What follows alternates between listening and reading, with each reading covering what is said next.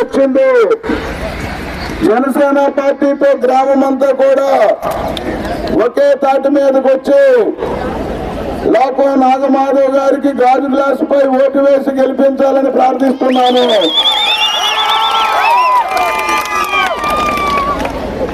ఎవరి ప్రలోభాలకి లొంగకండి. ఈ 5 సంవత్సరాలు కూడా మత్స్యకారులకు జగన్మోహన్ రెడ్డి ప్రభుత్వం ఏమీ చేయలేదు. మీ అందరికీ తెలుసు, తెలుగుదేశం పార్టీ అధికారంలో ఉన్నప్పుడు వలలు ఇచ్చింది, బోట్లు ఇచ్చింది, మరి అలాగే చేపలు ఎండబెట్టుకోవడానికి కళ్ళాలు కూడా ఇచ్చింది. రకరకాల బెనిఫిట్స్ అన్ని కూడా తెలుగుదేశం పార్టీలో పొందారు మీరు. ఈ గ్రామం ఒకేసారి చాలా ఇల్లులు ఇచ్చి తెలుగుదేశం పార్టీలో ఊరిపాకలు తీసి స్లాబులు వచ్చాయంటే తెలుగుదేశం పార్టీలోనే వచ్చాయన్నది గమనించండి మీరు. కాబట్టి మీరందరూ గత 5 సంవత్సరాలు కూడా నిత్యావసర సరుకులు పెరిగిపోయాయి. డీజిల్ రేటు పెరిగింది, పెట్రోల్ రేటు పెరిగింది, కరెంటు ఛార్జీలు పెరిగిపోయాయి. అలాగే ఏ రంగంలో ఉన్నవారు కూడా ఈ వైసీపీ ప్రభుత్వంలో బాగుపడే ప్రసక్తే లేకుండా చేసేశాడు. కూల్చివేతతో స్టార్ట్ చేశాడు పరిపాలన. అక్రమాలు, దౌర్జన్యాలు, అరెస్టులతో పూర్తయిపోయింది.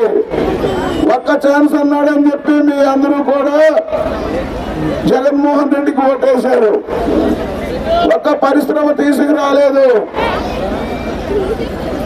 ఎవరికి ఉద్యోగాలు లేవు. మీరందరూ ఆలోచించండి. ఎలక్షన్ 2 రోజులు ఉందనగా రకరకాల మాటలు చెప్పి మిమ్మల్ని మాయ మాటలతో ముంచెత్తి లాస్ట్ రోజున మార్చేయడం అలవాటు. ఈ మాయ మాటలు గేట్లకి కూడా మీరు పడకుండా అందరూ ఒకే మాట మీద ఉండి ఉమ్మడి అభ్యర్థి లోకో నాగమాధవ్ గారిని అత్యధిక మెజార్టీతో గెలిపిస్తారని ఆశిస్తూ ఉన్నాం. గెలిపిస్తారు కదా, గెలిపిస్తారు కదా. మాట తప్పరు.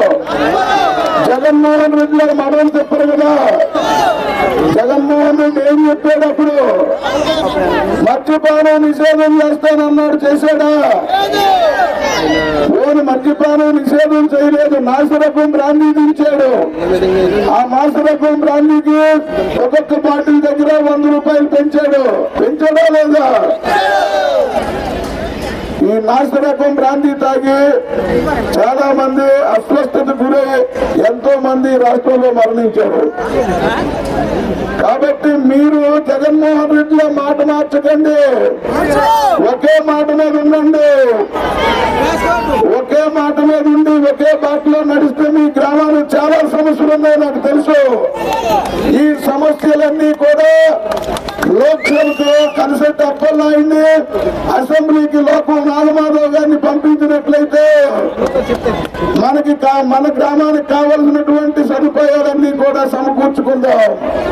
మన పక్కనే ఉంటారు మాధవ్ మేడం గారు, బడుగుండ అప్పలనాయుడు గారు చెప్తా ఉన్నారు, లోకో నాగమాధవ్ ఓటేస్తే అమెరికా వెళ్ళిపోతారు. మాధవ్ మేడం గారు అమెరికా వెళ్ళిపోయి వ్యాపారాలు చేసి మన ముంజేరు గ్రామంలో ఒక విద్యా సంస్థ ప్రారంభించారు. ఆ విద్యా సంస్థలో విద్యార్థులందరూ చదువుకొని ఉద్యోగ అవకాశాలు కల్పించి వాళ్ళందరికీ కూడా ఉద్యోగాలు ఇచ్చారు. అమెరికా నుండి ఇక్కడికి వచ్చింది ఎందుకు వచ్చారు? ప్రజా జీవితంలో మనిషిగా పుట్టిన తరువాత 10 మందికి సహాయపడాలి, 10 మందికి ఉపయోగపడేటట్టు ఉండాలి. కాబట్టి నేను రాజకీయాల్లోకి వెళ్ళి ప్రజలకు సేవ చేసుకోవాలి. నాకున్నటువంటి అపారమైనటువంటి తెలివితేటలతో ప్రజలందరికీ అందుబాటులో ఉండి ప్రజలందరికీ సేవ చేసుకోవాలని అమెరికాను విడిచిపెట్టి మన ప్రాంతానికి వచ్చారు. రేపు లోకు నాగమాధవ్ గారు గెలిస్తే చిన్న పెద్ద పరిశ్రమలు మన నియోజకవర్గంలో పెట్టి 30,000 నుంచి 40,000 ఉద్యోగాలు వచ్చేటట్టు ప్రయత్నం చేస్తారని మీకు మాటిస్తున్నాం. చదువుకున్న యువత ముఖ్యంగా ఆలోచించండి. మన మండలంలో ఉద్యోగాలకు ఏ కంపెనీలు లేవు కాబట్టి మీరందరూ ఆలోచించండి. ఆలోచించి గాజు గ్లాసు గుర్తుపై ఒక ఓటు వేసి మరలగే పార్లమెంట్ అభ్యర్థి కలిసెట్టి అప్పలనాయుడికి సైకిల్ గుర్తు మీద ఒక ఓటు వేసి వీరిద్దరిని కూడా అత్యధిక మెజార్టీతో గెలిపిస్తారని ఆశిస్తూ ఆకాంక్షిస్తూ సెలవు తీసుకుంటున్నాను.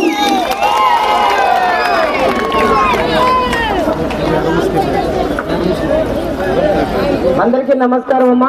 మళ్ళీ మొదలెడదాం మనం. ఖచ్చితంగా నేనైతే మత్స్యకార జీవన విధానం మారాలని కోరుకుంటున్నాను.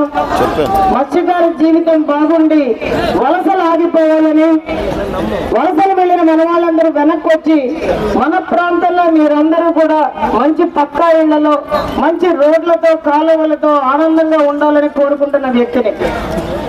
మీరందరూ అడగచ్చు, బోటు కాలిపోతే డబ్బులు ఇవ్వలేదని, లేకపోతే బోటు మునిగిపోతే డబ్బులు ఇవ్వలేని, అవన్నీ చిన్న చిన్నవమ్మా.